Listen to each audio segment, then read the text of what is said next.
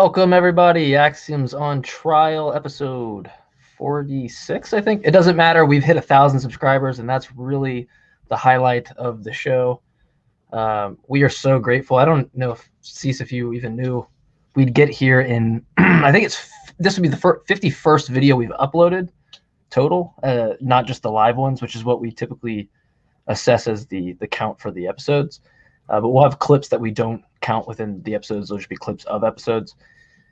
We've gotten, I think, 51 with both of those together. And so 1,051 videos. Do you think that, I guess, when would you have expected 1,000? It's mind-blowing to me. I never expected to get this many people liking what we're doing this quickly, especially considering that we're both so bad at advertising and planning and having any kind of consistency with so schedule or anything at all. Like half the time we just kind of wing it. It's so true. And so for it to be going the way it is, I'm really happy. Let me cut you off because you said half the time we wing it.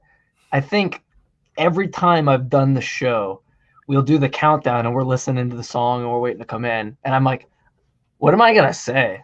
And I did that again. I was like, what am I even going to say? I was like, I don't know. I think that's why I just love it so much. I don't feel pressure, and not to take away, I'm doing Talk Heathen now. I love doing that. There's definitely added pressure with the amount of views and certain things that I got to say and things like that in terms of making sure that I get the bullet points and things that I want to promote. And it's not something I'm really, really good at. And that's helped me a lot get better. But I've always done better in an environment where I just go off the cuff. And I think maybe Cease is very similar. So it's been good for me to challenge myself in that way. And I think that's translated with you as well. Because, you've just now made the Patreon and we've done things that we didn't really focus on, right? Until you're like, hey, maybe we should do what more content creators do, especially since,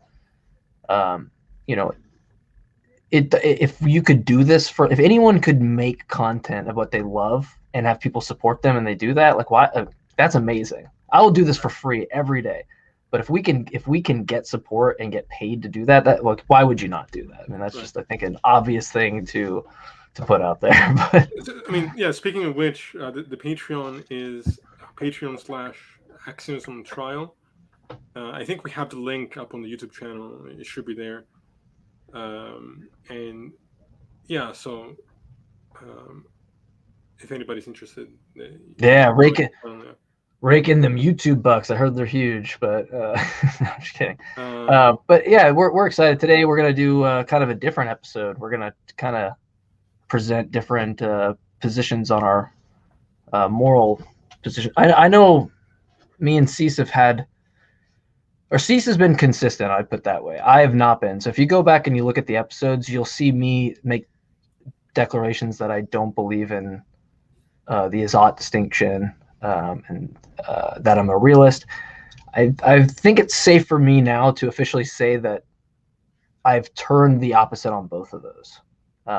And so I guess... Well, you'll turn back by the end of this conversation. And so Cease was helpful. And actually, if we go way back before the show even had lifted off the ground, Cease was the reason that I even kind of became a realist, because I was convinced by arguments that you made. And so it's even to the point that even though I would probably consider myself an anti-realist, I still hold the exact same framework that I feel like you have in a way. A little bit different. It's not exactly the same, but it's helped me kind of form mine. I just disagree that the normative conclusion that I've derived is somehow justified or not on a par with any other value that someone else could ascribe. And so maybe you could kind of go into why you don't agree with the Izot distinction or the value thing, or maybe what is your position on that, and we could maybe go from there. Sure. So I'll start by saying, just real quick for those who don't know what it is that we're referring to, the Izot distinction is the claim that we can't derive what we should do simply from the observation of the facts. So there is no is from which we can derive an ought. And this is in the context of the moral sphere. And so even if we were to say, well, like, it makes us feel better to help other people, that wouldn't lead to the conclusion that, in a normative sense, um, we can then make the claim that it follows, therefore you should help other people. Sure. um, and I find that entire perspective to just be a complete misuse of language. And I find the attempt by people in philosophy and uh, otherwise to need some kind of additional justification for uh, moral foundation beyond what we can observe about human nature, and in some ways also tracing back to animal nature, to just be denying what to me is obvious. And now there are some issues that I will acknowledge. For example, um, if everything is determined, well, how do we talk about moral responsibility? Well, we can't in the same way that we could before. So there has to be some kind of reframing of the terminology there to some degree. But it doesn't mean that we don't care about the way people behave in the world anymore, just because there might be a causal explanations that goes beyond choice in that regard. Well, maybe we can agree on one point here, on the point you made. Would you agree, like, if a legislator, I think I brought this example to you privately, if like a legislator or somebody makes a law or does some action, and the action is supposed to help, say, like 10,000 lives, but it actually results in killing 20,000 people. Right? The volition of the person was to help. Right. The outcome was just that it didn't. I mean, you would still agree they're morally responsible, right? Like, or like, would you? Okay, let's put it this way. I guess we put this flag out there. Would you consider yourself a consequentialist? That is, that the moral actions, what we determine there, is going to be based upon the consequence of the action. To a degree, but I'm a bit of a hybrid, because Sure. Okay. in that regard, because I also think that we also value intentions. Like, there is a difference in the way we perceive people between, if somebody is a sadist and is kicks a cat in the street, but by kicking the cat somehow accidentally saves its life. We're not going to think of him the same way as someone who was trying to save the cat, but in some way failed and the cat ended up dying. Like, yes, the consequences matter. I think intentions also matter. And I also recognize that sometimes the moral mathematics don't always add up. Like, I'm not a pure consequentialist because, Gotcha. or a pure utilitarian, because I'm, for example, I don't think that it's right. We could save 5 people. This is, these are pretty known philosophical problems, but would it be moral, or under utilitarianism, it would be moral to kill one person and take their organs to save 5 people? And we could look at that and think, well, okay, yeah, that would be the right thing to do because you're saving more people than you're killing. But what that is missing is the consequences of living in that kind of society, where you could get vivisected at any point without any kind of choice. So I don't think that it's as simple as that. But so I just want to kind of preface, how to say it, put those caveats where there are certain aspects of moral philosophy that I'm still working through. Sure. Yeah. Same here.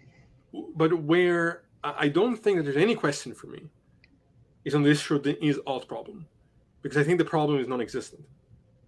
Okay, so that'd be a good place to start then, at least from there. So, could you define to me, like, why specifically you don't agree with it? I know, so like I had a similar take on it being a semantic issue, but my issue is that it's just a logical problem. I mean, so if I say, we'll use my boy Frank.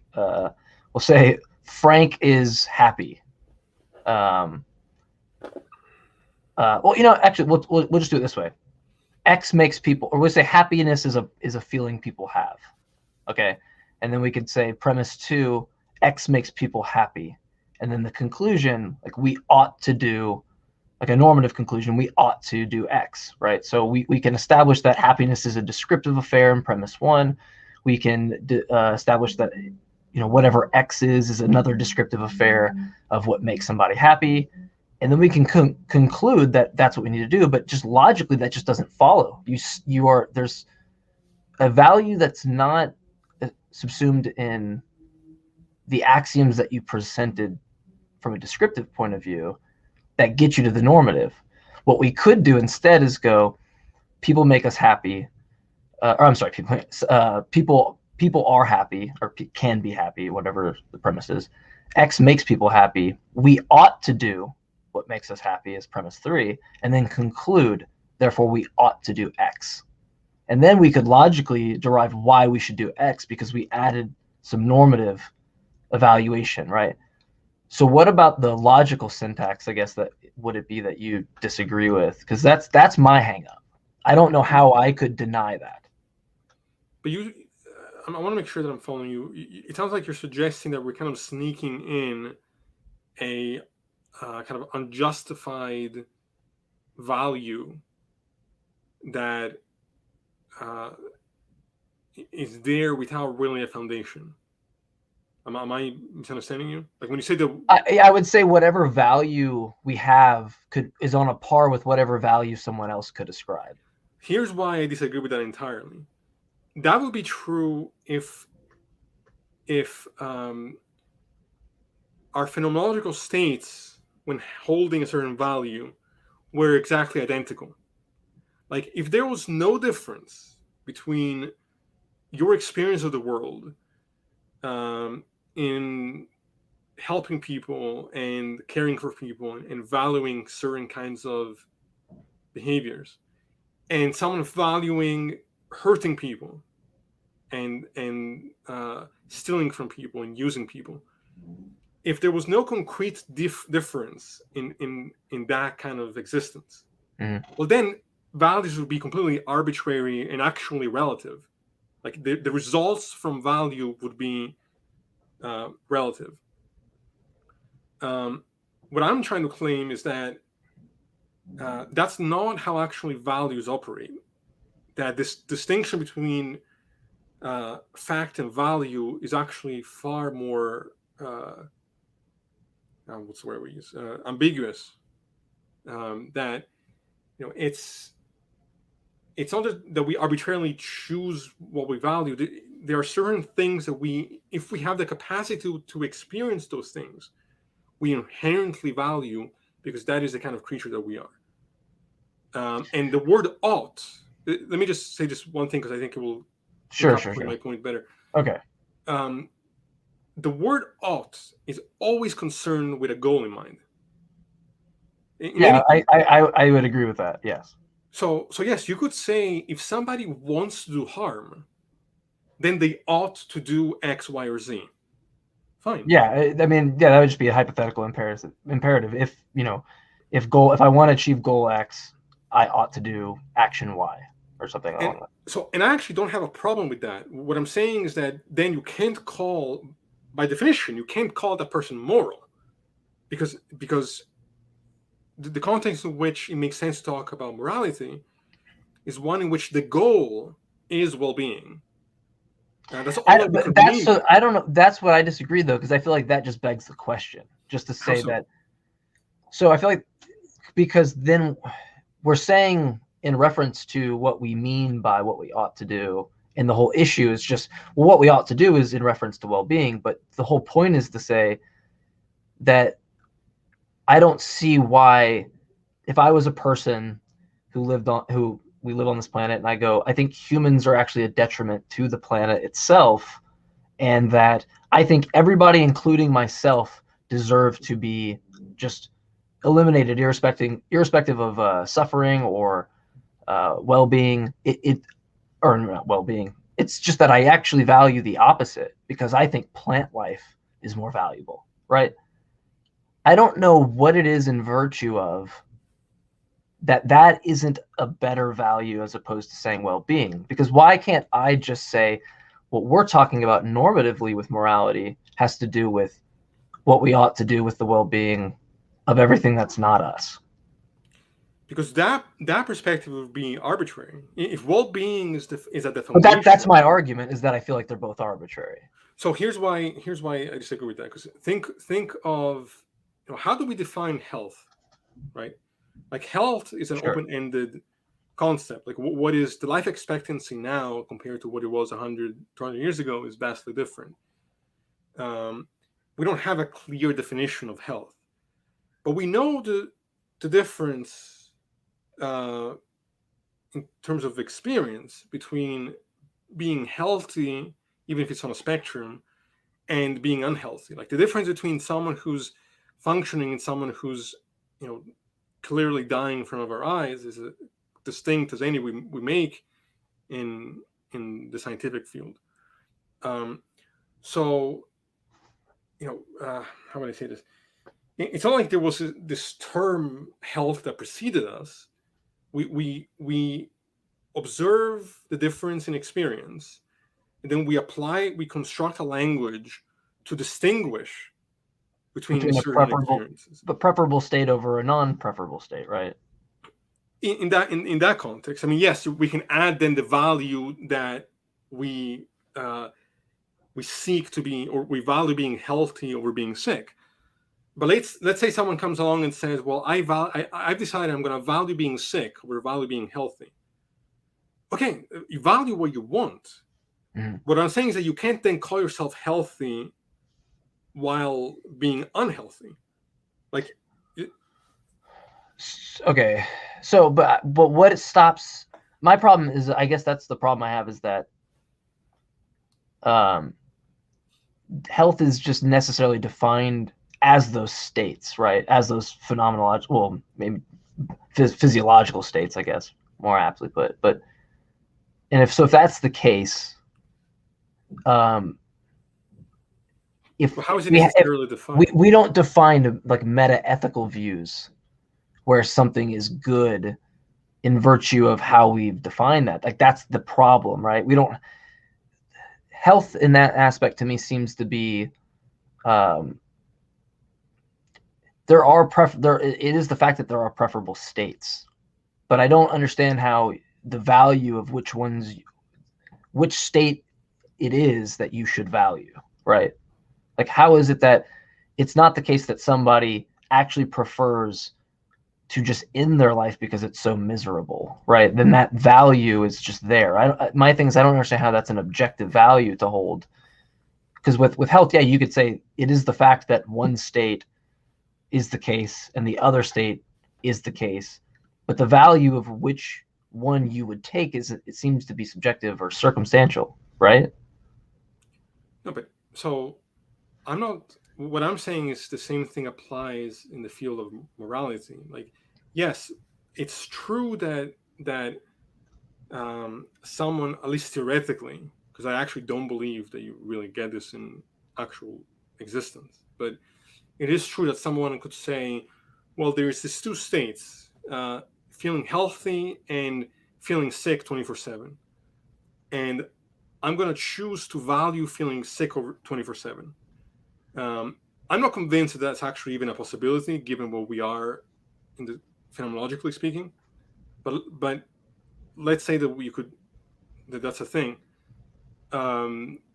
Yes, the value there, you can apply whatever value you want.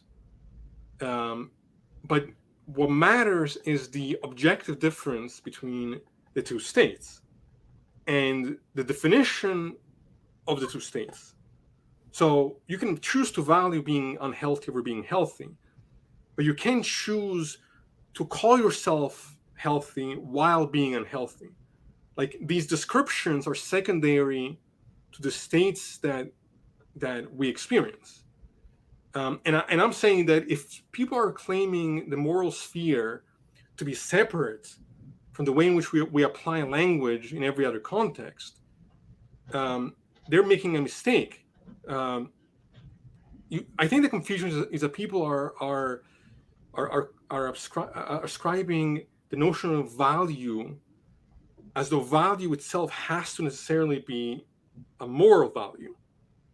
Well, let me answer one point real quick, because it seems like when you say like health or certain phenomenological states, like, and I actually more so agree with a lot of the framework here. So it's even more difficult for me to argue against in some ways, because it's almost arguing against my own take. But it does seem to be the fact that the states at which you apply are just descriptive. Like it is the case that if we looked at it like you go outside, you feel hot or cold, or we'll use health. Like I feel one way versus feeling a terrible way. At least is what you would define it as. All I feel that we have there are two descriptive states of an experience, But don't you think but nothing that bridges the two descriptive states to a value at which one should be the case. I agree that most people are going to, and I think evolution to that degree dictates us that preferable states. But I don't think that is an indicative of what we talk about meta-ethical views on what you would ought to do, right? I don't think that gets you to the ought because it's a normative assessment. But that's because you're making an assumption about what value is in principle. You're thinking of value as something that is independent of those states, as something that exists outside of that process. I'm saying that value don't exist in a vacuum. What we call value is actually derived secondary to what it's like to actually experience certain things. Which is why, by the way, I think we actually agree on this, I view logic as descriptive and not prescriptive.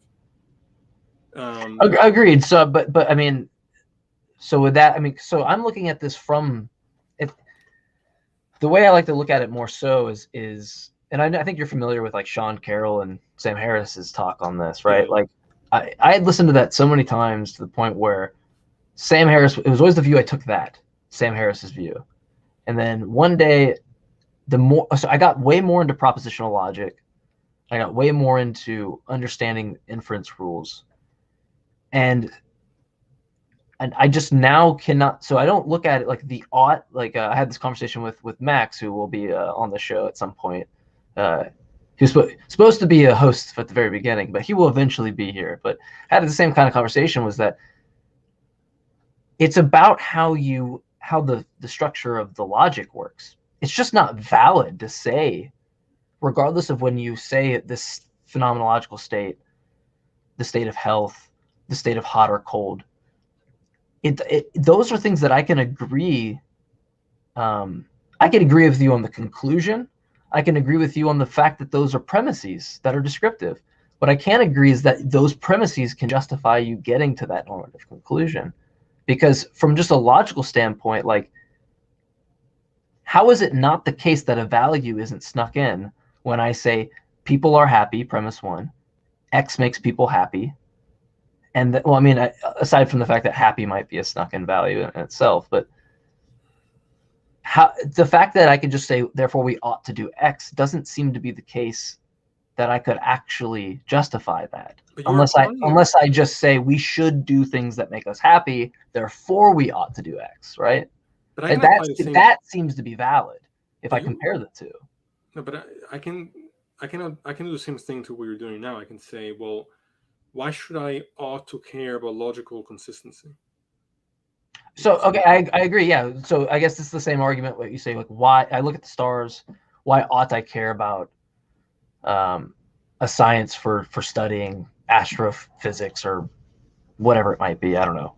Or there's disease. Why ought I care about, you might have to subsume some value to say, like, why ought I care about curing disease to get me to the science of medicine? Would you agree that that's kind of the value you have to assume to get there? I guess I don't see an issue with that as opposed to the way that I'm perceiving is the opposite. The way that I'm perceiving this is that and I'm sure this will be like an ongoing conversation. This of course, yeah. This is we've talked about me and you going back and forth on things that we disagree with, and I'm glad, at least for the audience, that we are doing this, because this is a testament to, like, just the fact that we host a show does not mean we agree on positions in any way. So it seems to me that the ways in which you were talking about values, I think, looks at values in a different way than I think I define values, or the way that I understand what values are. Okay. I mean, would you be saying? I mean, could you elucidate on that? Or because you're going to have to get me out of, Sure. you know, to make progress, at least on my end, from your perspective, right? You're going to have to make progress to get me out of more of how I look at this from an axiomatic standpoint, right? From where you were deriving this value, because I can't get over that. I don't want to have you lose your point, but that's kind of where. No, I get what you're saying. There was two things that I want to say to that.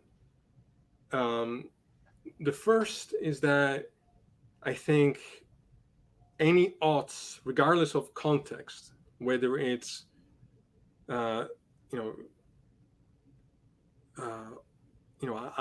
value being immoral, so I ought to do X, or I value being moral, so I ought to do Y, or my goal is to build a bridge, and if I want to build a bridge, then I ought to do X, Y, or Z.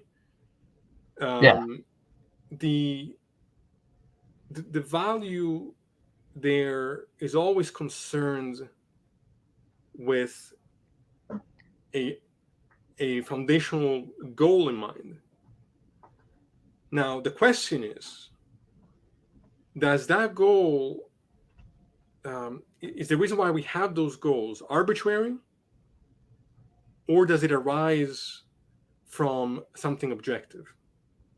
I understand that you want to take the kind of analytic sort of, you're saying that you're focusing on all propositional logic.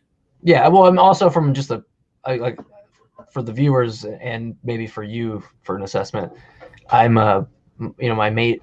I'm a programming major. I'm about to have a certificate and a degree in that, hopefully going forward more with computational biology. But so logic and that type of stuff is just, it's very important to me, I guess, more so. And the fact that I've bridged it with philosophy in that has really made me look a lot more, I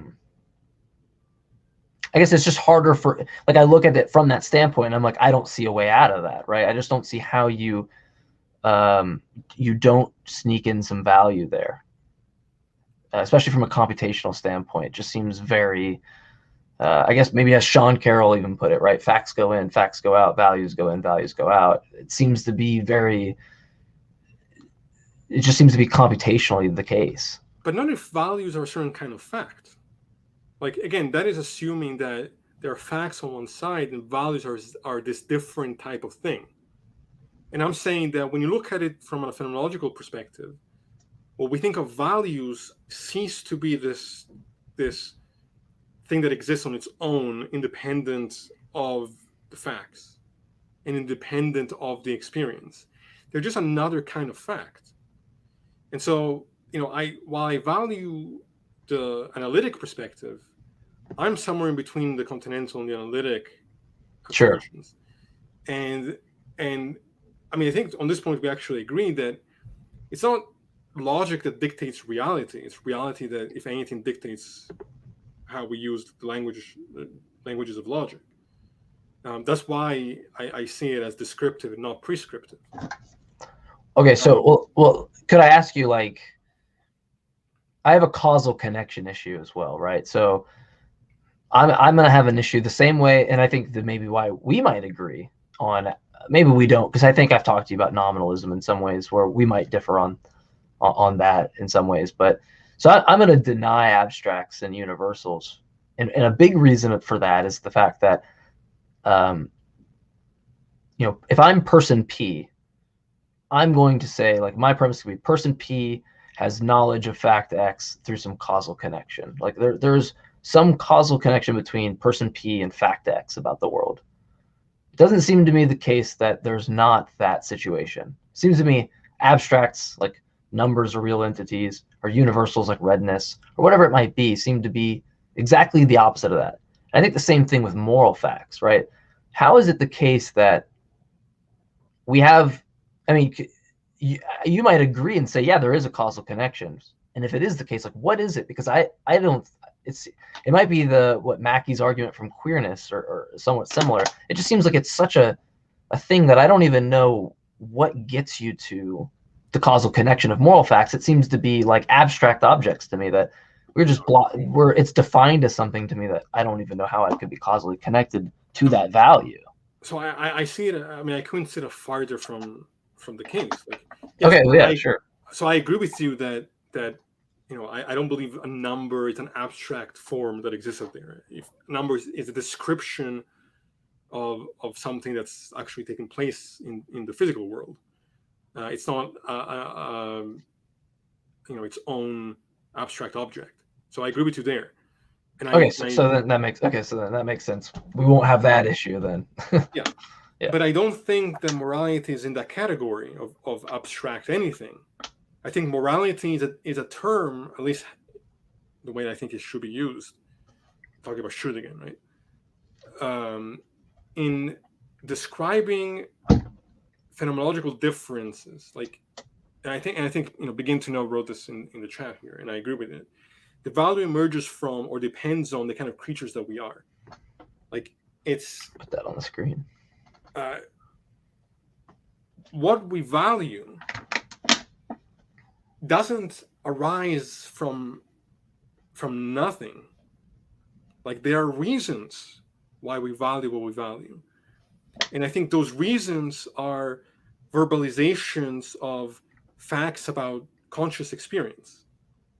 So if I put my hand on a stove and it burns, and I'm driven to take my hand out of the stove, I don't think it's arbitrary that I value avoiding that kind of suffering.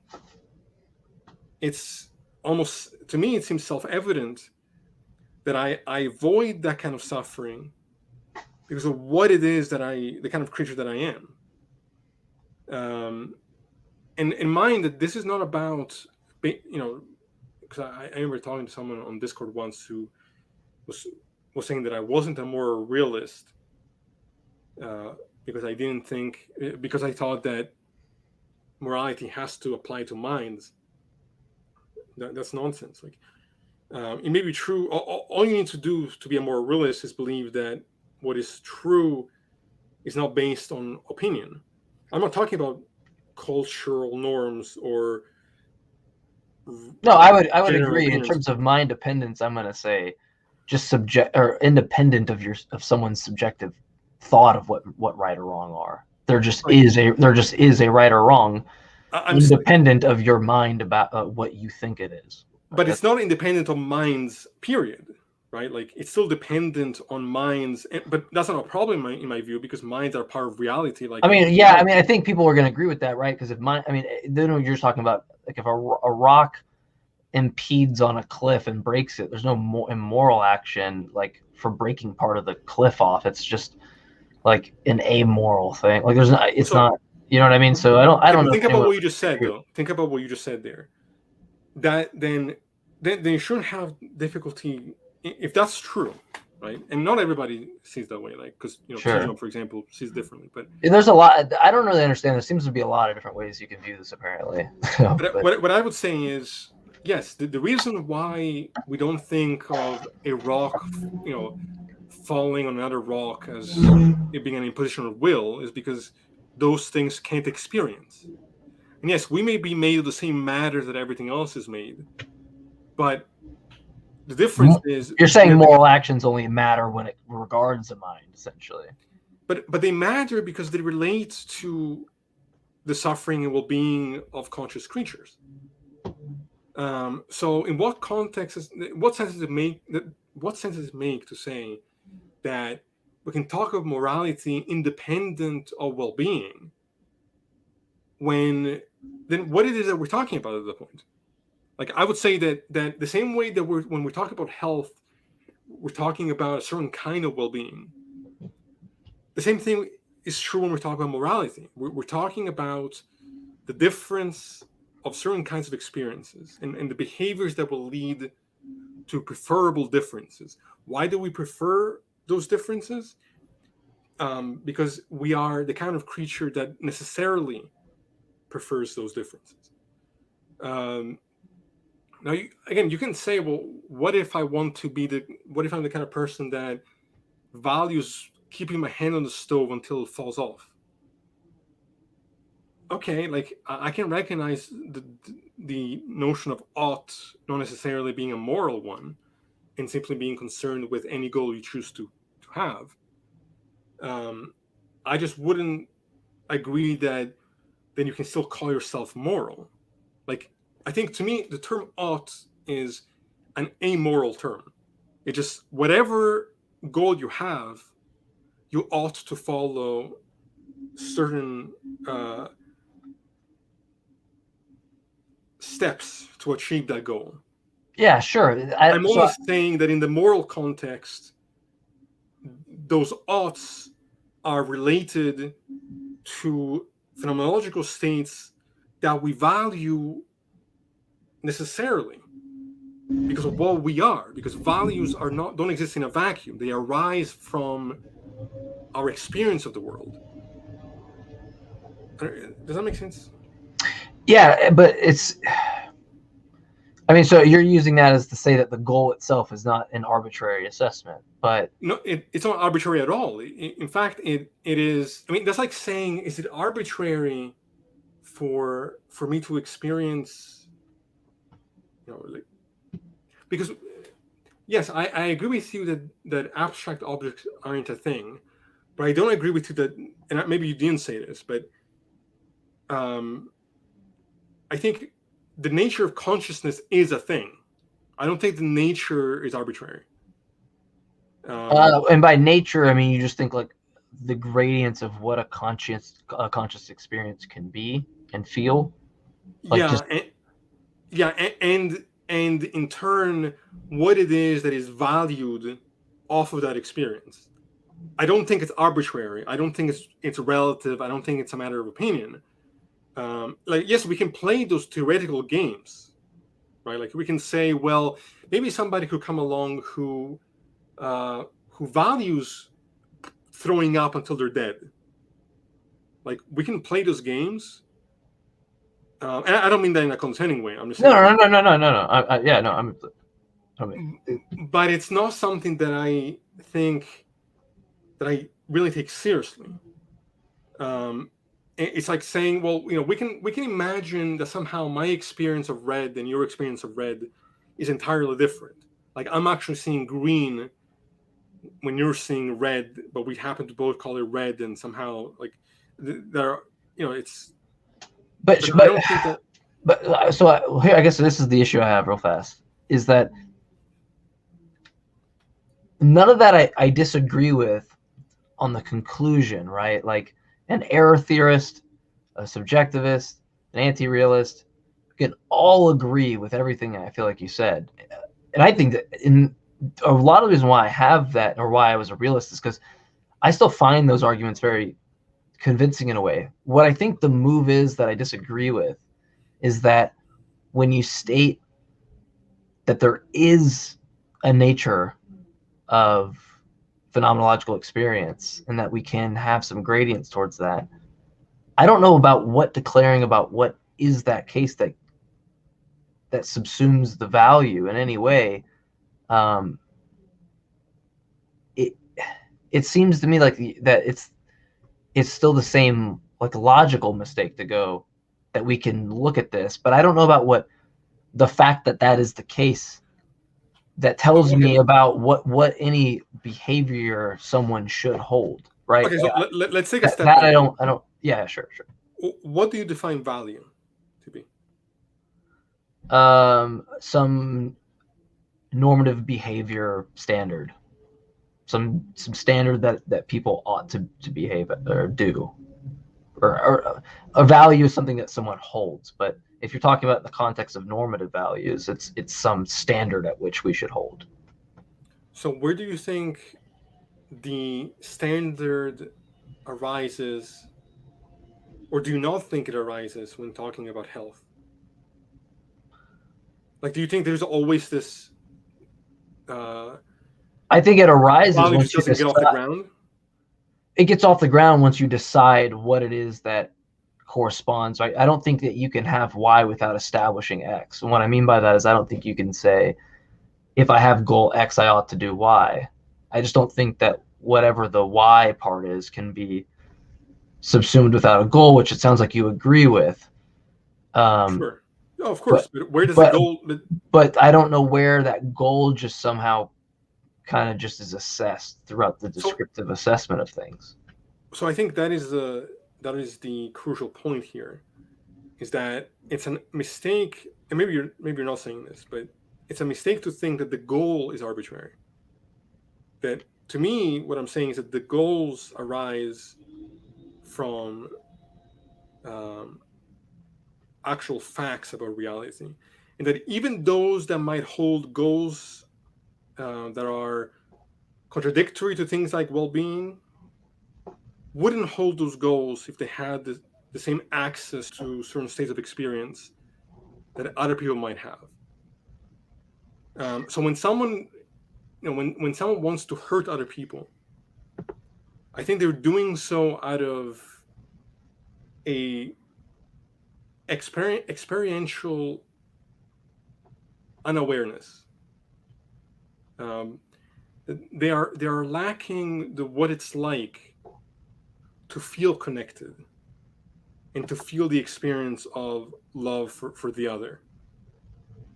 Yeah, but what it's like to me still doesn't seem to get me to tell me what the universal fact is, or like um the fact that there, just from a metaethical standpoint, that there is some right or wrong, right? Because if, at least from a non-cognitivist standpoint, it could just be the case that if I don't find that if I see that there is that fact value gap, I don't know how I just go, saying something is right or wrong is the same, like saying murder is wrong in that standpoint, right? It's not the same thing as saying murder is blah blah blah blah, right? Like I don't know what it is. The fact that I can look at a phenomenological standpoint, I don't know what, or the fact that that might be the case for most people, I don't know how that tells me any way that I should behave or be, even though I agree with the exact moral frameworks as most people, right? And I understand what anti-realism like commits you to in a lot of ways, but The only way that perspective would make sense or would hold up would be if you could show that there isn't an actual phenomenological nature. Like, I would agree with you if the person who wants to hurt people will feel and experience no difference between their experience and the experience of someone who has instead spent their life helping other people. Like, what is more fundamental than the what it's like? Like, this is the thing that I don't understand. It's like but the what is anti-realist. helping people? Doesn't that just like kind of assume some value when you say that? It's like helping, that's going to be assumed within the standpoint of what you think good and helping and all those types of things are, I would right? say I don't think it's assumed. I think it's observed. I think I observe the difference between the what it's like. What is my experience when I help somebody and care for somebody, versus what is the experience when I hurt somebody. And it is similar to the example I gave about putting my hand on the stove. It's a similar kind of thing. And the anti-realist. Well, let's look at the hand on the stove. If I put my hand on the stove, it is the case that it hurts, right? I don't think that is the case that I discover my value, like Sam Harris says. Like, I don't think it's the case that I put my hand on the stove and I discover it is the case I ought not do this, because that assumes whatever that person is has no intentional state of putting their hand on the hot stove. Like, that just begs the question to say you put your hand, like, I don't know how you don't get to. There's actually a really good video by a guy named Kane B who talks to this girl Cole, and she has her back faced. I'm gonna I'd butcher the point if I made it, but she basically backed up into a hot stove, and so she shows her like her huge burn mark, and they go over how she consulted her hot stove, but she never discovered any value, right? She just discovered that it's really hot. And all you can discover is that your value might be the case that you might not do that again. And that might be the case for most people, but I don't see, it's still just to me saying, here's a descriptive fact that it hurts, and then therefore you ought not do it, right? So now I feel like we could use the same argument I used before where X makes people happy. Instead, we could just say like X causes pain. And for X, we'll say putting your hand on a hot stove causes pain. Or we'll go first, we'll make multiple premises. Premise 1, humans feel pain, descriptive. Premise 2, putting your action X, putting your hand on a hot stove, causes pain. Conclusion, you shouldn't put your hand on a hot stove. Nothing about the way I feel like Harris has phrased it, or the response that's given, is that the value is caught within the action of putting your hand there. Because the only thing is that you might have established your value, which everybody might have.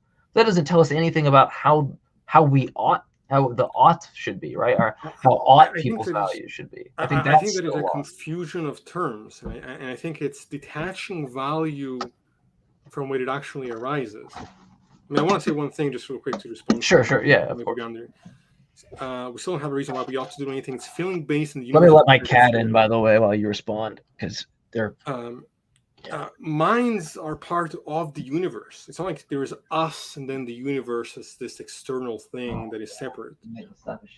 Yes, I'm acknowledging that our perspective here is based in our experience, but that's not a problem. This is, I think what you're I'm trying to think how to verbalize this. I struggle with understanding. I know I asked you what you mean by value, but when you say that, like when you say that there is nothing about the experience that tells us anything, then I don't know what you mean by ought, and I don't know what you mean by value anymore. I think values are certain kind of facts that arise from certain kinds of experiences, and unless there is no such thing as nature to consciousness, then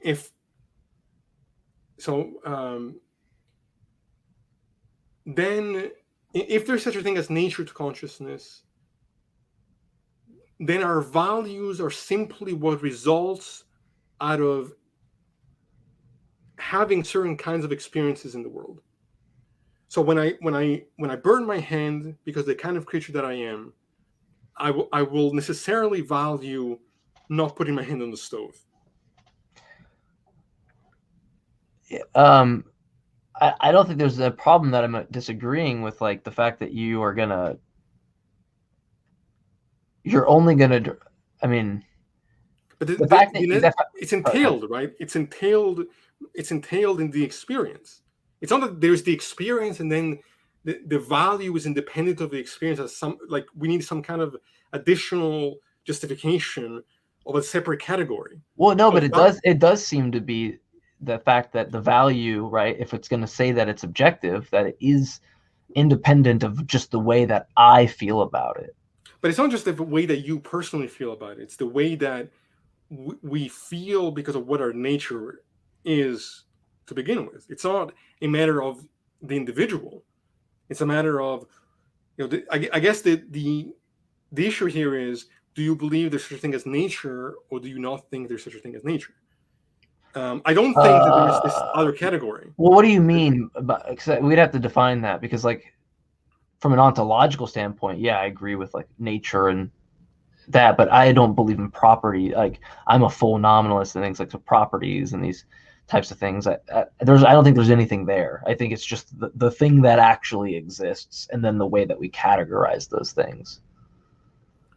So I don't see like a nature to consciousness other than like consciousness is this thing, right? And so the fact that it has these states, like it has these descriptive gradients of experiences, doesn't get me to the value I should hold. And the only way I think that's the case is just from just a standpoint of classical logic. It just seems to be the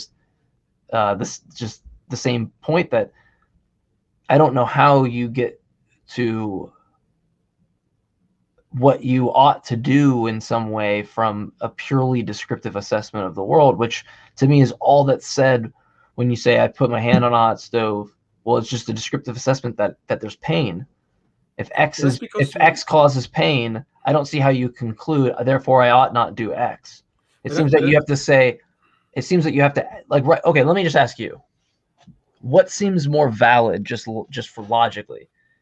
Putting my hand on a hot stove causes me pain, therefore I shouldn't put my hand on a hot stove, or putting my hand on a hot stove causes pain, I ought to avoid pain, therefore I ought not put my hand on a stove. Which one seems more valid? Because to me it seems to be the last one, or the former.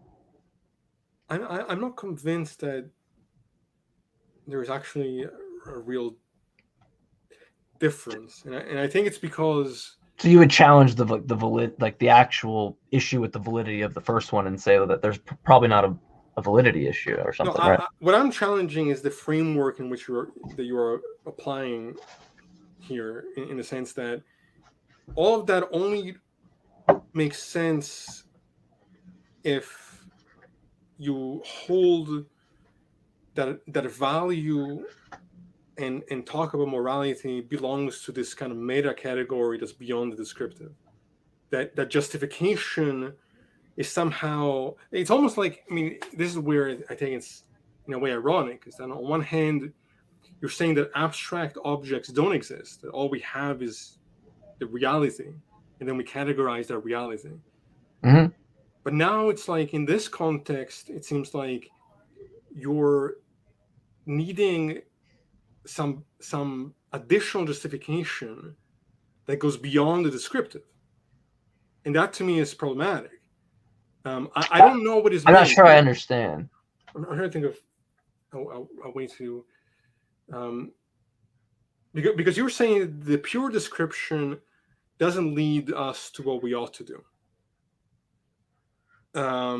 And yes, yeah, that'd be fair. Yes, and I'm saying that our oughts and our values and our goals are derived not arbitrarily, but from the experiences themselves.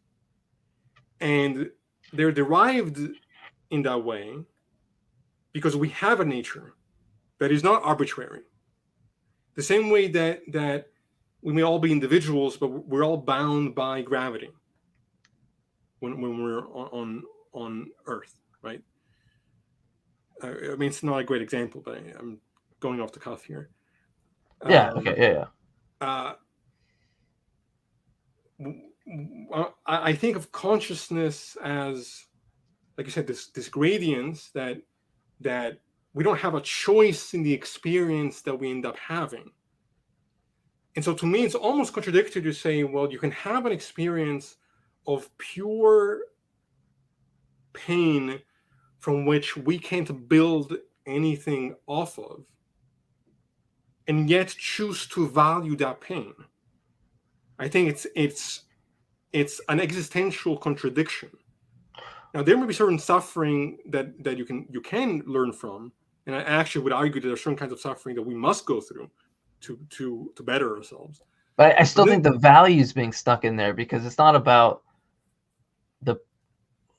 it's not about like the fact that when you say like the pain, what could come from it, it could just be the case that someone values that and doesn't want things coming from it, right? Wait, could you say it again? When you say like from the pain perspective, I don't see what comes from that, essentially, is what you're saying. But that seems to just assume that value would be held to pain maxing some goal, which is probably not the case. It might just be saying I don't want any goal to be maximized, or I mean, not any goal to be maximized, but to say that if I'm going to value pain, it's not going to matter the goal that you might think that applies to in your context, right? It's going to be different on theirs. But again, it's just going to almost be opposite, and that's the problem. but that is only true if nature isn't a thing. Like that is only true if consciousness doesn't have a nature that can be categorized as, you know, like again, if I would agree with you if no matter our behavior, it would result in the same kind of experiences.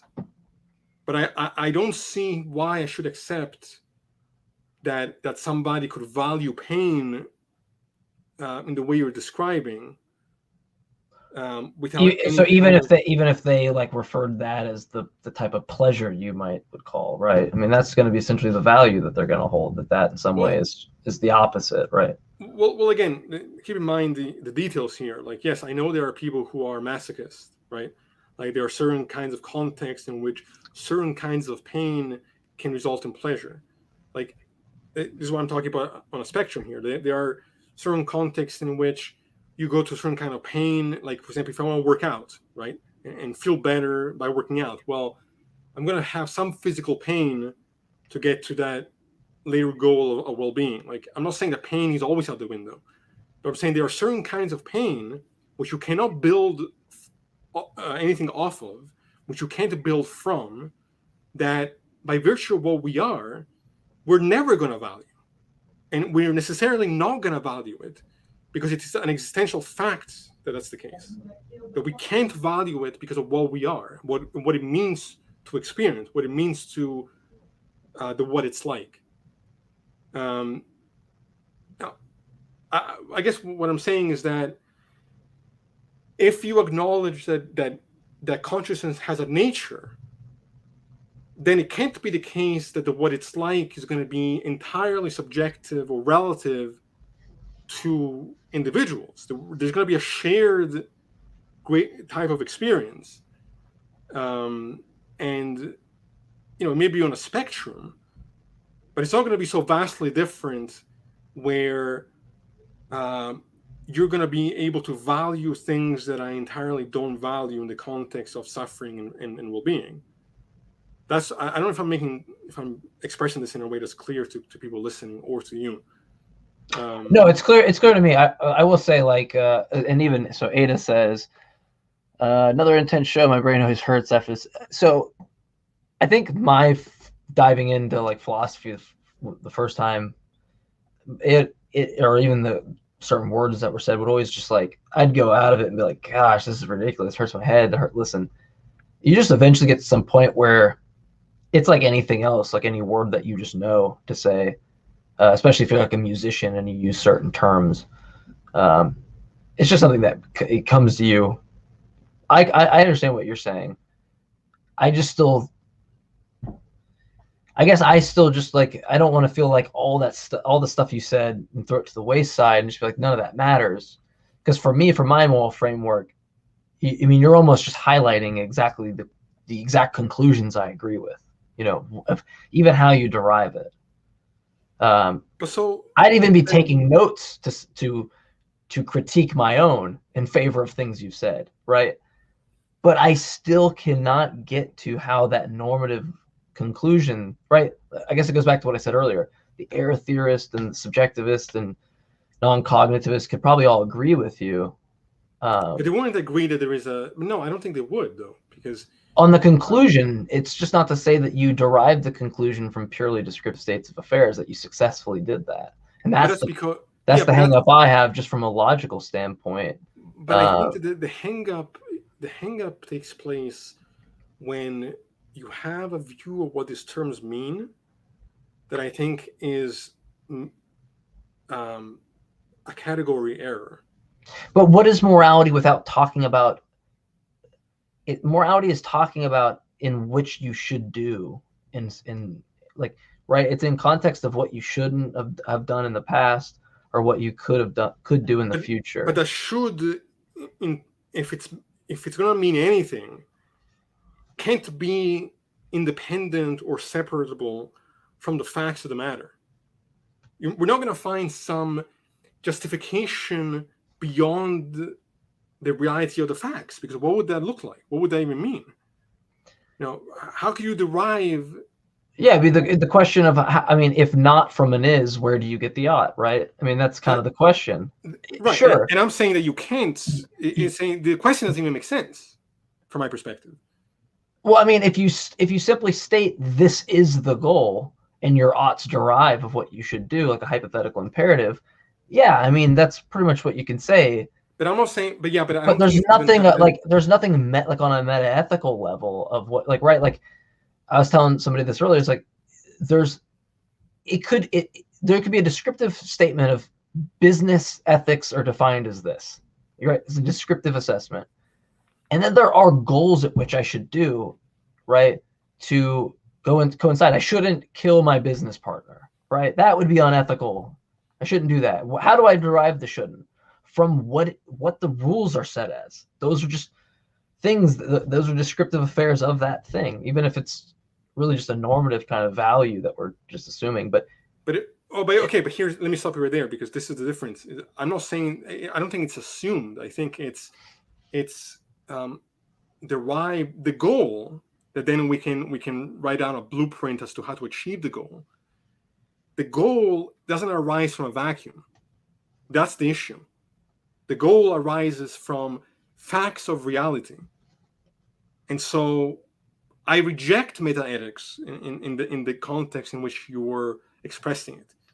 This okay, just I mean that would make sense, at least to your objection of yeah, that's the case. I mean, I would say. When somebody in the context of philosophy or religion or whatever is asking me for a justification beyond the facts, or claiming that the goal itself is arbitrary, I don't think that what I'm saying is hypothetical. I think what I'm saying is observing empirically what is the case about conscious experience, what is the case about our psychology, what is the case about our phenomenology.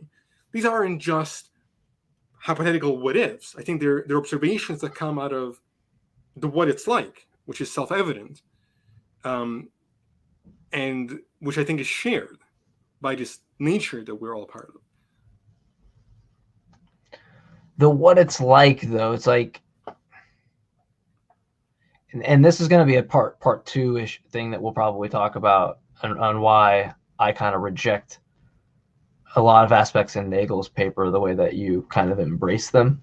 And the aspect of like what it's like to me seems to be almost the same argument that I feel like you're presenting to me about the Azad. I feel like that's some semantic game that really all, like, I'm also like an identity theorist in some ways, or where I just, the way that it's stated what it's like, it just seems like it seems very intuitive that, like, and we can go into this and sometimes it seems very intuitive to me that if what it's like to be a bat means that I have physical systems at which I have echolocation, then of course that's what's going to prompt for me to know what it's like to be a bat. But that's crazy to me.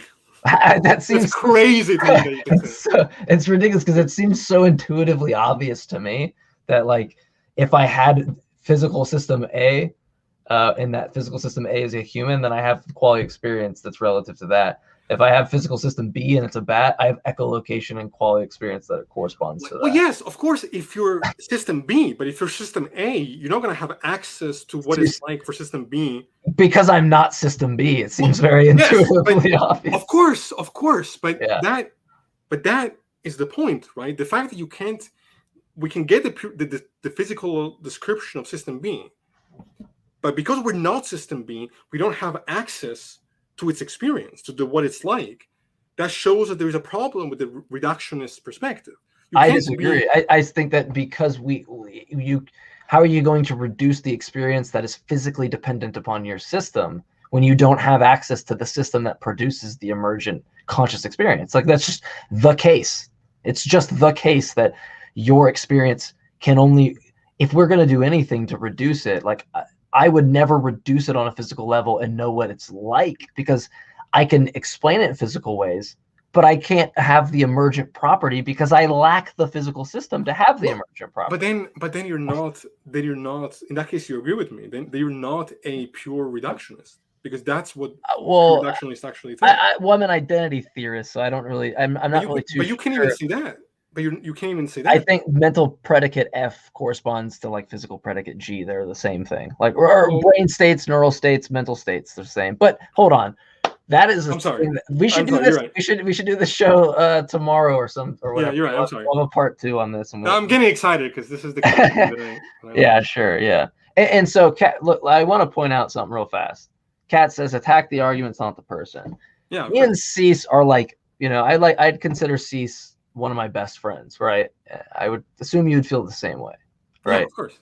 No question. And so none of this ever bothers us when we disagree on things. So I just wanted to highlight this because Kat is entirely right. Like they're like attack the arguments, not the person. We will get off this stream and have the same exact. Wait, hold on. Did I attack you? Did I attack you without realizing? No. I think she's just making a statement or Kat. I actually don't want to. I don't like to gender people without just specifically knowing. But Kat makes the argument. Or just a statement. I think it's just to say, hey, at least I read it as, hey, this is a very good highlight of having a good argument and not attacking the person. At least that's how I took it as an observation. But because it's a descriptive fact, do you think that we should get to a value that's how we ought to conduct arguments? Oh man, come on. Or what is it Sean Carroll said? Come on, just accept it and free yourself from the suffering. And no disrespect to him, but fuck Sean Carroll. Well, I can't agree with that. I love Sean Carroll. No, I know. I like Sean Carroll in the context of when he completely humiliated William Lane Craig. That was a beauty to watch. So I actually like Sean Carroll to a point, but not when it comes to morality. I think it's completely wrong. But let me address real fast. Said no, not identity theory. I was mainly a reductive physicalist. I don't know. I looked more into identity theory, and that seemed to be more. I don't know. I don't know. I'm still navigating, but I don't think it'd be a lot for me to get to non-reductivism, like in terms of where Cease is, and it'd take a lot for me to get to like any dualistic or idealist. That is all. Like that. Those positions to me seem just like intuitively I won't even say intuitively because I feel like that's a stupid thing to say, but it just seems like there's no logical deduction there to me. But obviously, I'll agree with you there. Like he's not saying like there's something wrong, Sean Carroll. It's a joke thing between. I think we're referring to the same video thing, right? I quoted something in a video that Sean Carroll and Sam Harris said, and he was just responding like "fuck that," like fucks him for saying that kind of a thing. It's not serious. I want to say. What was I going to say? My mind is fuzzy. Oh, I'm sorry. Yeah, we're going all. Oh no, the identity theorist. I think I was an identity theorist for like a week, and then I got so shit on in my department. Like, you gotta talk to some of my friends because I got shit on when I said I was a reductive physicalist, and so I don't know. So it seems to be the case everywhere. I can appreciate why you had that position because I had it. So I don't think that you're unreasonable for having that position. I just think that in light of certain observations, it doesn't hold. I don't think it holds. And I think we'll get to that conversation. Yeah, we will. I mean, if you're going to say it's like some conceptual gap and not an ontological gap and things like that, like I might be more inclined to understand. I don't understand people positing some ontological gap or saying that the sum of its parts needs some new ontological. Like that to me is so ridiculous that you could just merely go, speculatory, I can posit this post hoc, but not derive any novel predictions on why it's the case. And if I do, I'm just going to use physical facts that I disagree with and say that can't be the case, rather than coming up with my own fucking hypothesis. That drives me nuts. That's why I don't take, and no offense, I love Josh, and Josh is probably one of the most intelligent people I've talked to as an idealist, or really from any perspective of things. But I don't accept that in the sense of that I don't know how you substantiate your claim without your own work that's left ahead of you. Sitting there and nitpicking at why physicalism can't account for X or why whatever it might be does not get you anywhere. Like I can show why some cosmological model doesn't work for physics. That doesn't help me on my theory in any way. Like, Right. maybe I can use it to help me derive it, but it doesn't mean anything until I present somebody the case, right? And so I'm not saying idealists don't do this. I've just never heard anything that's been compelling to me. Let me try to kind of summarize where I think Sorry, we're at in the sorry for conversation. that soapbox thing, though. But there you go. Yeah, so let's summarize. I think our core difference is in what I think we're requiring or believe a justification should be in this context. It seems like you're in sort of the school of thought that morality requires some kind of meta justification beyond the facts of reality. I'm trying to understand what you mean. I mean, I'm talking about this on a meta-ethical level, right? Like, I think in like the confinements of ethics in certain, like I said, business ethics, like we can say what we should not do from some descriptive statement of how business ethics are, but you think the goals I'm talking meta-ethically, like, right, as a non-cognitivist is just going to say from a meta-ethical standpoint, if it is the case that you're telling me, right, if right and wrong just don't mean anything at all, like, it's just the case that murder is bluff law. It's not even a proposition, right? It doesn't have any truth value. So my question only deals with like a meta-ethical standpoint of, I'm not convinced that moral statements are even propositional. See, I'm confused as to why you would have that position. I'm not saying I'm 100% convinced that is the case. I'm saying I'm not. I guess I'm agnostic in a lot of ways. In that way, maybe a better way, or sure, or tenable on my position, or something to that effect. But from my perspective, the talk about value is not independent of the facts. I think they are necessarily existentially derived from the facts. This is where I don't think that it's the same way as saying, you know, I think therefore I am. Existence isn't logically entailed by the phrase, and yet it is existentially incoherent to say that I can think and not exist. Well, hold on. There's no. What are you saying? Because we both agree on this, but are you saying the language is not logically entailed, or the experience is not? So the language. So I think the language is, because it's a tautology, and then logic, a tautology, is just in virtue of its form, it's true, right? So I would think the language, like, you can have language and just say floglaw, and that represents your experience, and I agree. But formulating, like, I think therefore I am, and dissecting it as that's a tautological expression, I think, and therefore I am are the but same. If you examine people like, oh my God, what's his name now? I'm blanking on his name. The cogito has been attacked linguistically as making assumptions that it can't. Russell. Yeah. Russell and some other folk too have. I agree with you. You go from a non-inferential standpoint, right? Right, but that is the point. There is that it is moving beyond the pure language, because there's not. It's. I think therefore I am doesn't have to follow logically, like in pure linguistic terms. It can. It's almost like a non-logical statement. Like, you don't get identity just from experience, or identity sort of apart from the whole, just purely through logic. But what I would say is that it is still true existentially that for me to think I have to exist, even if the language itself is not entailing that. Like, I'm pointing to something that goes beyond the language. We use the language to describe it. You get what I'm saying? I feel like I'm. Yeah, no, we agree on this. I was trying to see if we have a difference in it at all, but I guess I'm just hung up on saying the language there.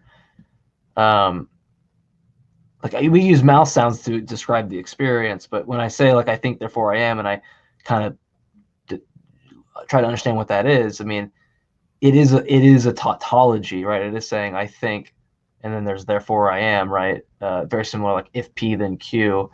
Like modus ponens is just a tautology. We just say if P then Q, and then we just restate P therefore Q. When you look at it, that is logical. I mean, especially from a tautological perspective. If you just Google it, it's just the definition is that it is true in virtue of its form. And so that would be logic, but it would just be derived after the fact. I would agree with you. It's just descriptive. But people like Russell didn't accept that word as a tautology, right? They said that well, the tautology just doesn't matter. It's just mouth sounds that you're making. The logic is just going to come after the fact. The fact that I could say and that represents the same thing as I think, therefore I am, right? That could be the case. It's just the fact that, like, if I was to dissect what I think, therefore I am is, or use that the way that Descartes did, that is using logic in some ways to describe that. You don't need that. There's nothing needed about that. It's just descriptive of the affairs. Sure, but I thought, I'm trying to remember what Russell's objection was exactly, because I thought, if I remember correctly, that he was suggesting that we don't retain identity just from existence, because identity seems to suggest a separation between the subject and the object. Yeah, it was like an inferential thing on the I, or like what the I references. I actually have that book somewhere near me. Right. So that's not it. This is also a good book. Why I'm Not a Christian. Yeah. It might be in there. Oh no, it's this one. Problems of Philosophy. Okay. So yeah. So I guess what I'm pointing to there is something similar, which is that it might be true that the ought isn't entailed in the logical system the way you're framing it, the same way that the identity isn't entailed in the logical system. Okay. I was wondering where we were getting back to that. So yes. Okay. No, I see. That's the point. Well, that's where I'm trying to lead to, is that it's non-referential in that, or non-inferential in that context. Okay, I guess I know I hate to make you like rephrase it, but I would have to have you maybe say that again for me, or if you maybe find it, you take time to think about it for a second if you need. I need to actually digest that. Okay, so let me try to rephrase it in a way that might be clearer. Sure. Also to everyone listening, because I feel like I'm having trouble expressing myself. No, I mean, for me, I love, like, if I tell something to somebody, or if I don't understand something, I prefer someone to let me take a second to think about that. That's just, to me, the benefit of the conversation, rather than just assuming or waiting for the thing that you want to say next or whatever. The same way that for Russell, the I, or the identity, isn't entailed in the cogito in that same way. Okay. Where he applies his kind of issue with reference. I would say the same thing about ought in the context in which you've provided it. It may be true that it doesn't follow logically in that expression, but it follows existentially. This is where I think his name is Platica, if I'm remembering, or Hintica, something like that. In response to Russell, he says, yes, it's true that the cogito doesn't imply an I simply through that interpretation of the expression. Yeah, there's nowhere in the experience where you need that I reference, or the referentiated I, right? I mean, is that essentially what you're saying? It's well, yeah, but he's basically, what he's saying is that the pure sentence, I think, therefore I am, doesn't, it's on its own imply identity. But there is some issue there with reference, and that's what Russell is pointing to. And I wish I knew how to express that better. Maybe we'll come back to it. Yeah, we'll come back to it. I guess my hang up on there would be like, analogously, like why it would be similar logically, right? Like where that would be, especially if it's something we'd have to go through from a logical standpoint. I don't expect us to do that on the cuff, but I would want to know, yeah, if that is the case, and it was analogous for that being the case, I'd want to know how that follows just logically, right? Because, and I know I'm like a broken record at this point, but my hangup is still I don't know how you don't sneak in some value there. Like when you it kind of goes back to me when you state like from the phenomenological standpoint. No, he didn't say. By the way, he didn't say planting. He said it at first. He meant who'd you say it first? I think Hintica. Or, yeah. Let me just, because I have this saved, so let me just take a look at it. Sure. The last thing I would say there, for at least to finish my sentence real fast, is just to say, when you assess that the values come from there, it seems like to me all you're saying is that the ought does come from the is. Yeah. But what I'm left, and that's fine. But I'm wondering like what it is that actually justifies that some way, because I can formulate that logically the same way, and I don't know how that isn't on par with any other assumed value, I guess is my hang up. But that, I mean, at that point, we're just going to be going in circles. So if you want to go back to the, yeah, let me try to find this thing real quick. I sure have had it ready. I wasn't thinking, but give me 1 second here. I wanted to actually, yeah, while you're doing that, I wanted to present Mac. I think Mackie had an argument. I wanted to do this at the beginning to see if you where your disagreements were. As an atheist, I don't agree with this, but premise 1 is like there's a lot of disagreements about moral matters. Premise 2, the best explanations for such wide disagreements is that moral opinions do not track actual objective moral facts, but rather reflective ways of life.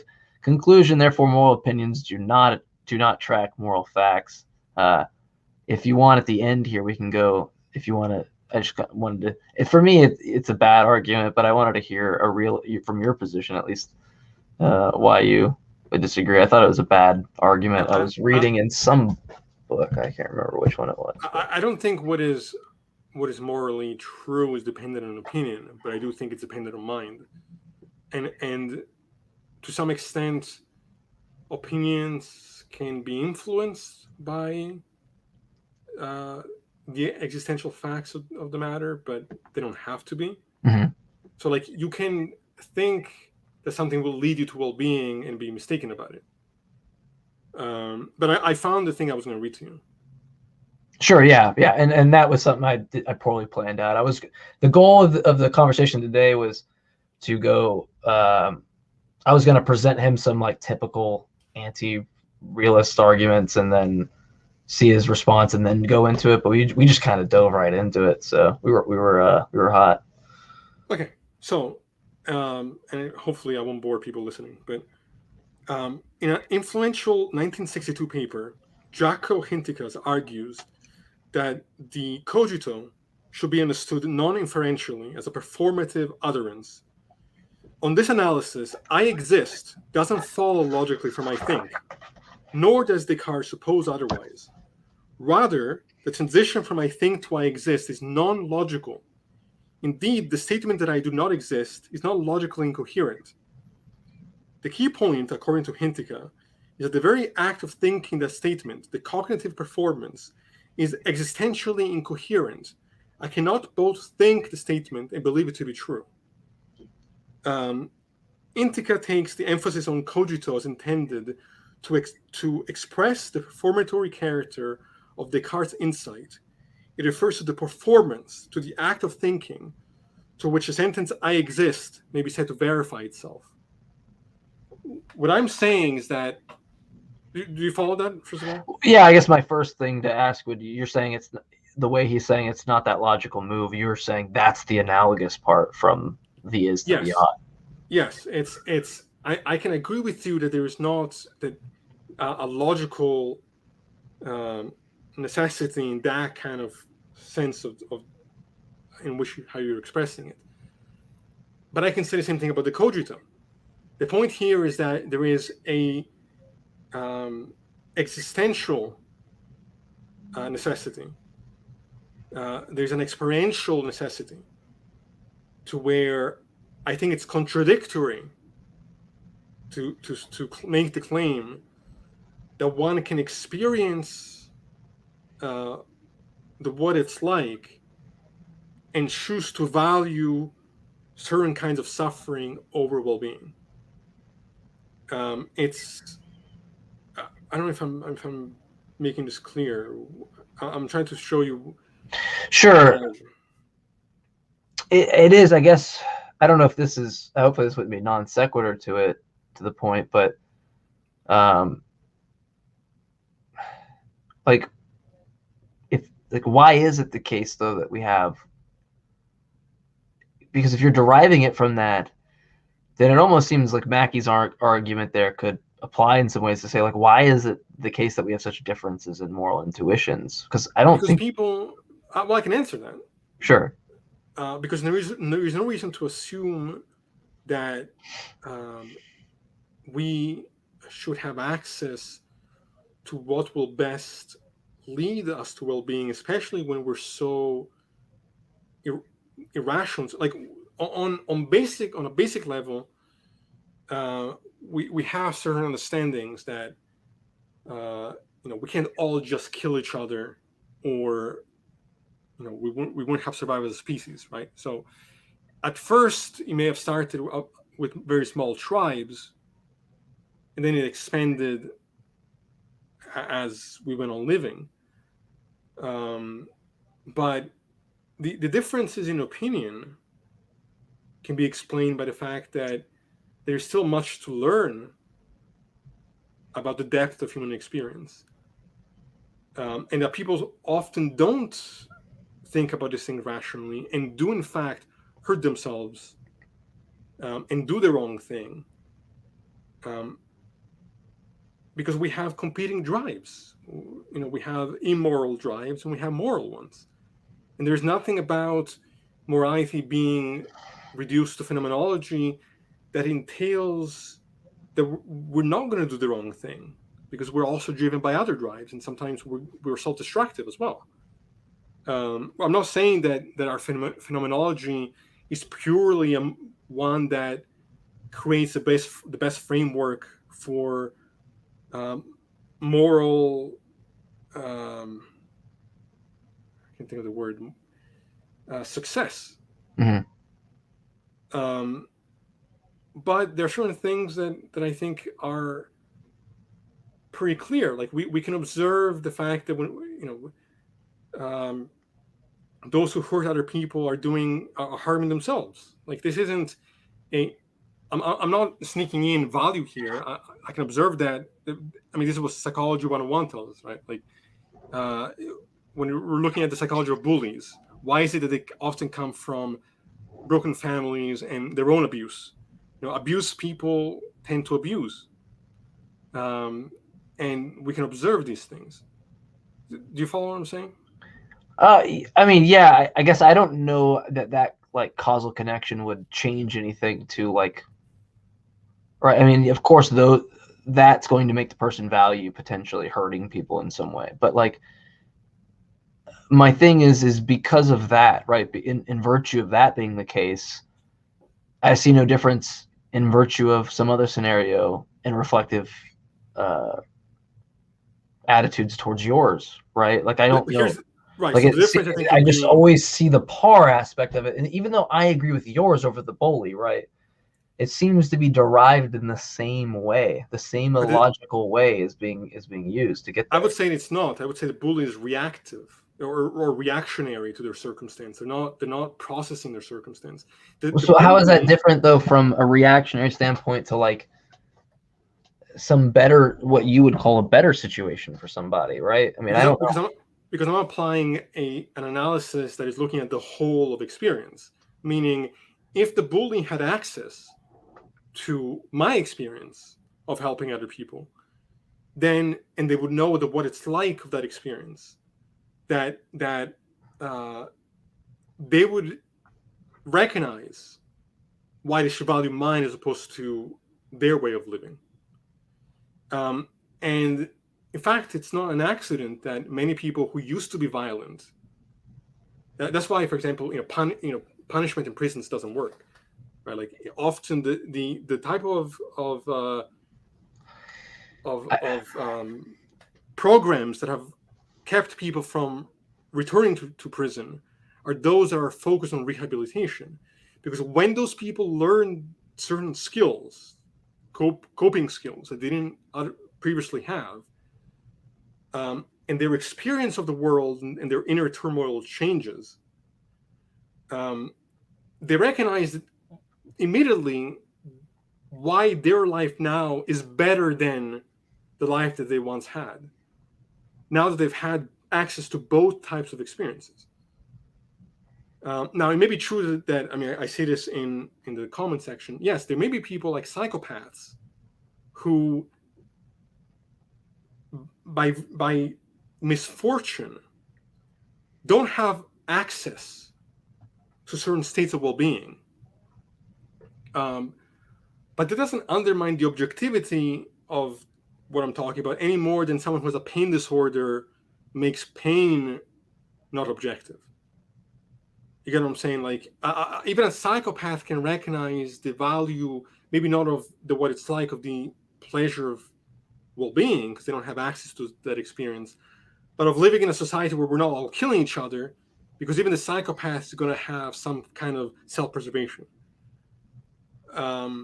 And if someone didn't have the self-preservation, didn't care about well-being, and valued suffering till they died, fair enough. I can accept that hypothetical.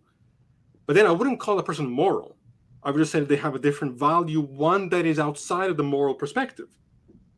They would value what is immoral. The moment that we try to, and I'm sorry I'm talking a lot here, but I'm trying to sort of get at the core of how to make this make sense to you. Oh, it's fine. I mean, my objections have been pretty much the same. So your responses are probably more relevant than me repeating things. I'm trying to see at which point I feel like, it kind of satisfies the objections I have. I guess let me leave you with this question, and then we'll have I'm sure many parts to this. And I hope sure. We definitely will, especially today. Being later and probably not as our normal time. We'll do one where we actually been going for an hour and 30. I thought it was less than that, but we'll definitely do multiple parts. I'll leave it with this: if you think the morality doesn't relate to well-being and suffering, then what does it relate to? And on what grounds would you define it as something else? So this goes back to me to say that I do agree that the way I look at morality, my moral framework, is entirely based upon that. And but so would potentially an error theorist, subjectivist, anti-realist, right? So a non-cognitivist. They're going to say, I agree that that's the way I'll behave, right? Maybe an error theorist is going to say all the propositions are false, but right. But I agree to it in the fact that I do, it is the case that we have an interplay of judgments of facts and values, right? It's the case that we derive them.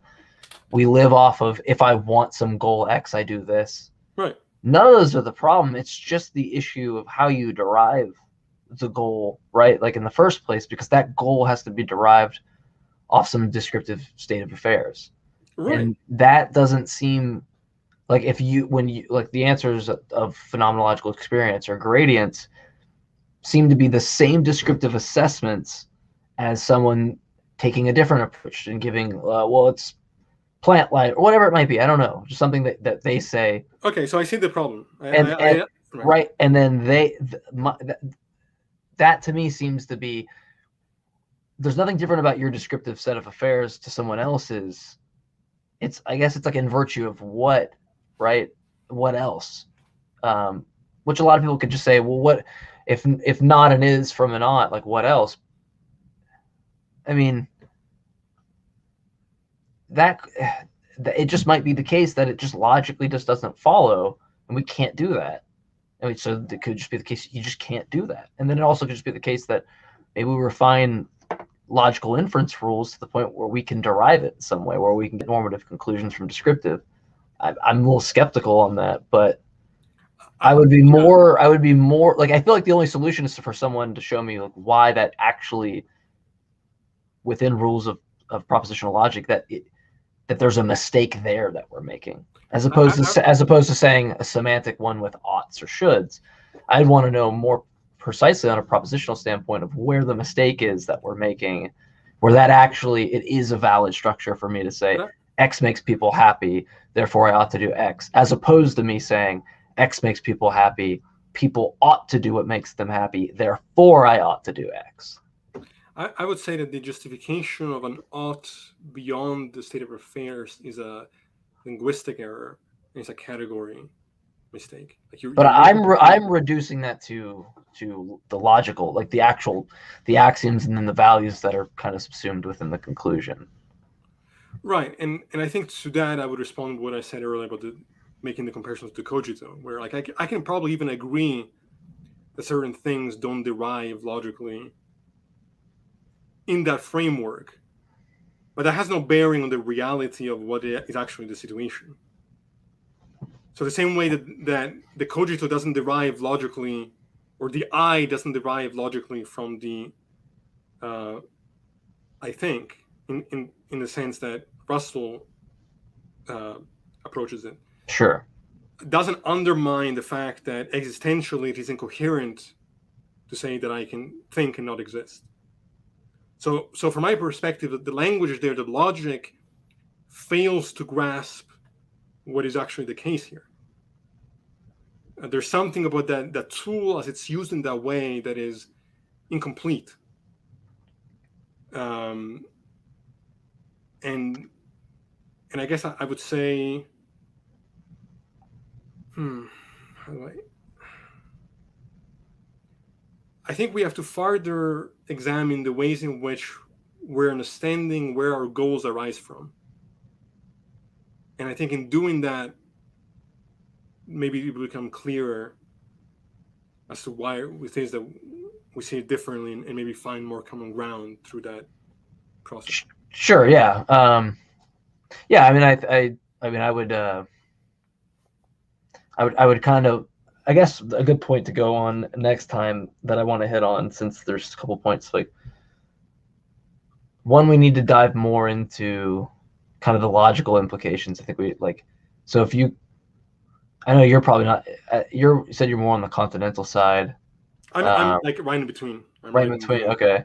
So I wouldn't want to be just unfair and say like, give me a syllogism, because some people just Sure. don't do that, and I get that. That's just, Yeah, and I'm not a big fan of doing that. it's understandable. And I don't really formulate a lot of my arguments in ways like that, unless I want to explore the virtues of different competing theories and stuff. Then I'll definitely take time to do it. But in which in this case would be apt, but I don't want to force anything. What I guess what I'd say is the if we're going to go from one point, I would hope that we touch back upon that whole the inference rules, right, and how Sure. that's derived, because I still just don't see how any descriptive assessment of affairs gets you to a normative conclusion. I think also we should tackle, like, maybe put the burden on me, because I'm more on the non-cognitivist camp, that I don't even think moral propositions or statements of, it might be saying like swimming whale to me, or flabbergalaw is galah. Like, it seems that if moral facts don't exist, then I don't know how I assess a proposition in that light, or how the predicate or subject matter has any meaning. But I think to say moral facts don't exist, I think is to say, to me, it's equivalent to saying experience doesn't exist. Like that okay, that might be actually a really good point to go on, or at least a good point to talk about next time, in terms of us having a disagreement. But um, no, we have a let few. me just answer a quick comment. Well, yeah, I was gonna say we have a few questions we can answer real fast if you Yeah, want before we get off. yeah. Why don't you like to? It's not that I don't like to. I can, and I usually do. What I don't like is to um, put all the value or validity of an argument just in a syllogism. Um, Sure, it because might not be the probably the best way you could formulate it at times. I always find it seems like you gotta go back to the drawing board a lot. But I think that's the fun part. And coming from a more continental perspective, there's just something about that feels lacking to me. And I feel like, exactly because of what I said earlier about the cogito, like, I think there was something that kind of approach doesn't capture properly. And I still want to get better at it. Like, it's a skill that I want to improve on for sure. But I think it's stupid when somebody is viewed or kind of is having their perspective rejected just because they don't have that kind of analytic framework to start with. I think there's a lot of value in continental philosophy that is not taken seriously enough. Sure. There's a few questions here that I wanted to prop By the way, up. Mike, I sent you the thing I read earlier to you in private. Take a look at that, and I think that will clarify what I'm talking about in terms of inference and why I think there's a problem with your approach. Sure, yeah. I would that'd probably be better also next time. I don't remember where maybe I was wrong. Oh, okay. Wait, new to this, did Descartes make prescription of being, or is that just summation of I think therefore I am is prescriptive, right? I'm not sure, maybe I understand the question. Do you, Cease? I'm not sure I understand. My interpretation of Descartes was the same as Hintica's interpretation, which is he's not just talking about what the sentence entails. Like, I don't think he's saying that it's the I logically follows from the experience. Sure. I think he thinks it follows existentially, not necessarily logically. And that is the response to Russell that Hintica uses. I think he's. Let me type in the. I think this is, or let me double check. Actually, hold on. You're talking about Jaco Hintica? Yeah. And I'm I don't know if that's how you pronounce it. Hopefully, I didn't butcher it. And basically, what I'm doing is I'm using that perspective and that framework to counter this, this idea that you're expressing, which is, well, if it doesn't entail logically, then it can't entail in any way. And I would say I can even agree with you that it might not entail logically,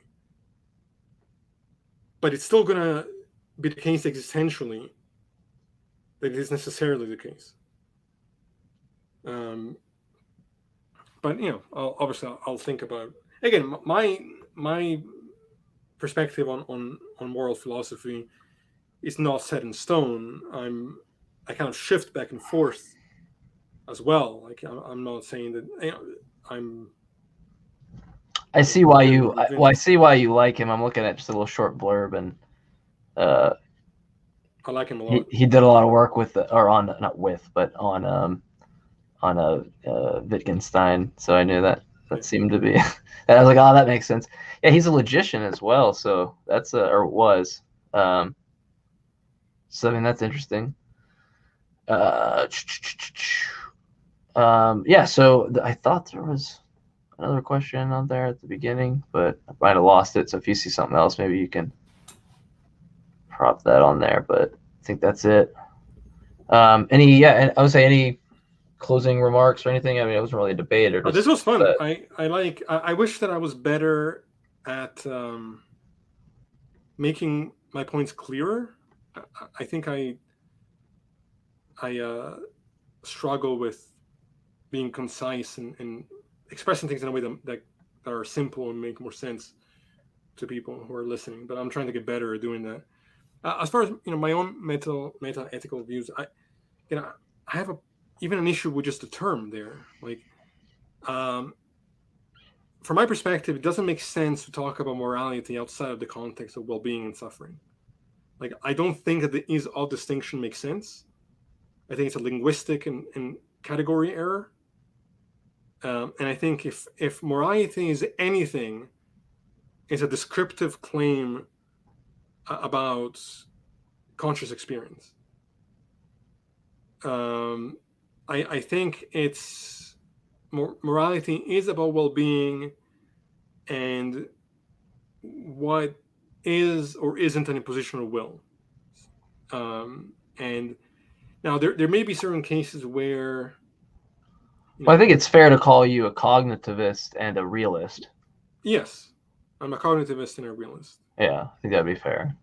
Dude, I really want to have the conversation about consciousness with you now, because that. Yeah. I had this conversation with Max, and he just like you. He thinks I'm absolutely like batshit. But you know what's funny though? I used to be right with like my perspective was exactly the same as yours. I think the hard problem to me is like I agree we haven't solved it, but I'm just like I've never heard a good argument for the hard problem. I've just heard speculation that has way too much weight for being speculation. Yeah. Way too much weight. Like you don't have any speculation on anything else the way you do with the hard problem of consciousness, just because people want to think that experience is some other thing. Like that's, to me, the fact that on the back end of evolution, we have more complexity of minds, if you want to say it in that way. It just seems to fall out of the picture that more complex properties or emergent properties will occur that you don't get at the beginning, right? And so when someone says there's like some ontological or conceivable gap, this means nonsense to me, because if you were to reduce this backwards, you'd see the steps. There's nothing in reducing the steps in which I'd say there's something new there. That seems to be a much bigger claim for someone to say, like, it's irreducible. Show me where it's irreducible, or also show me what it is if you reduce it that is ontologically just added into the fact. That to me just I don't get it. And maybe I don't get. Some people have presented me different issues with the hard problem, so I'd have to understand different people's positions. But I just like almost just deny that being the case. Like, okay, we gotta have this conversation. Yeah, I'm ready to have like another 4-hour conversation just on this. Cause yeah, I don't like, I'm not like Dennett. I say quality just like doesn't exist. Oh my God. But maybe I'm in some weird camp there where I'm like, I just categorize qualia as the fact that I only have the physical system. It's clearly the case that I'm not going to know what it's like to be anything else, because I don't have that. And if I did, I would know what it's like to experience that, because I would have that physical system. Oh, I actually agree with you there. But so I don't see the problem. If you think that, yeah, okay. We'll wait for that. Yeah. Until next time. But I'll just say, don't take it too badly that I think you're like dead wrong on the identity theory thing. I don't know, not at all. Yeah, not at all. Because I used to be one, and also in all fairness, all my friends and colleagues in my department think that I'm completely batshit crazy for the views that I have. So, I have no problem with that. I mean, like, it's harder for me to equate the same thing you say with me to identity theory and to say, well, I say the same thing with you with moral realism, like our discussion today. I can't really say that because I'm actually really, for the viewers, I'm seriously been navigating my moral, and Cease knows this. I've talked to them for the better part of over a year now, that I've navigated through my moral philosophy. I'd say it's the one thing I think is the hardest thing, and especially now from just a logical standpoint, right? And I'll be repeating myself to go into normativity again, but it's the case that I wouldn't be able to say, oh, I think you're dead wrong, because I've just come from a position of realism very, very recently. Right.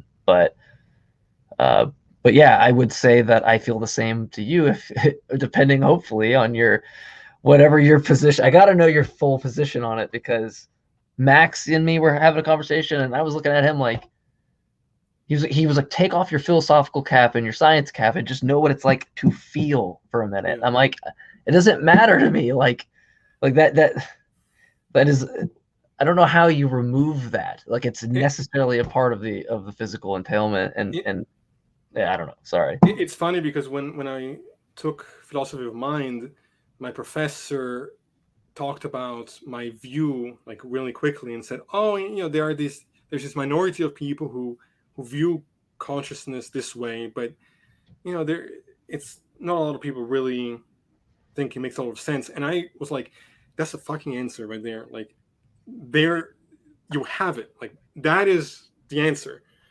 And so he looked at me and was like, "Oh, well, I guess sees differently or thinks about it differently." Yeah. But okay, yeah, I guess that went Yeah. really well. Yeah. No, we'll conclude. Um, Thanks for all the viewers, and again, thanks for 1,000. It's crazy that we had Thank you so 1,000 much, on guys. that. We'll do a part 2. I like the introduction into this, so I think we have a better feel on Yeah. it, and I think part 2 we might just go around the table here. Like maybe we could possibly do part 2 in this conversation the next time, or it might just be part 1 of the conversation I want to have that conversation. about qualia and consciousness and whatnot. Yeah. So we'll figure that out, and then we also have some guests that will be appearing here soon. One who your brother recommended that I got to reach out to. Hopefully that we'll get them on. Not sure if that's a for sure thing. But yeah, a lot in the future. And also, Cease, before we end, maybe you want to give an announcement on the Patreon and then the details of that in terms of like where we're at and the one problem I guess we're facing right now. Yeah. So I just recently made the Patreon page, and it's patreon.com/axioms on trial. So it's just the name of the show right after the Patreon. And the way that we have it now, we have 3 different tiers or tiers, however you pronounce it. $5 a month for Patreon recognition, $10 a month for Patreon recognition, and some like bonus content, and then $15 a month for both of those what I just mentioned, plus a monthly AMA type of thing. So it's 5, 10, and 15.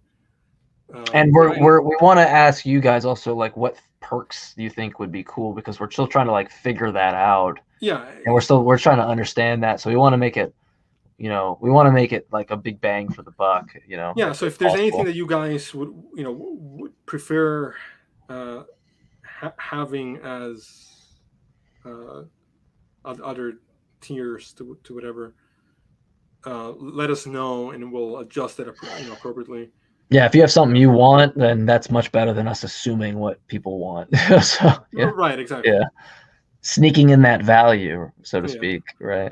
And maybe we'll at some point in the future, maybe we'll come up with like merch or something. I don't know. That would be cool, but I don't know the first thing about how to do that, but we're still trying to figure stuff out. Yeah. So just let us know what you guys think. And actually, I think it's working because my brother subscribed and it said that it worked. So. Oh, cool. Okay. Yeah, we didn't know if we had everything set up. Cease luckily did all the grunt work on that. I remember signing up for it and not knowing what I did, and I just was like backed out of it. I was like, I don't know what I'm doing.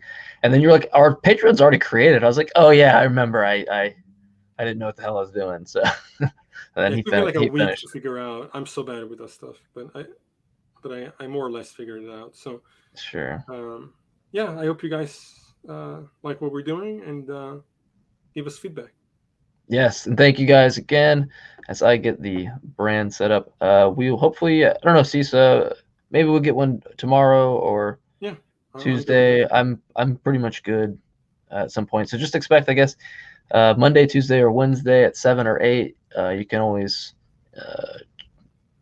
check about an hour before the show on YouTube to see if we have a link set up. But what I mean by before the show is just look an hour before 7 or 8 Eastern time, and you'll know if a show is happening. We'll get better at that. Yeah, we plan on dedicating one day out of the week potentially, hopefully that doesn't have to change, but we'll figure that out. But anyway, guys, enough rambling. Peace.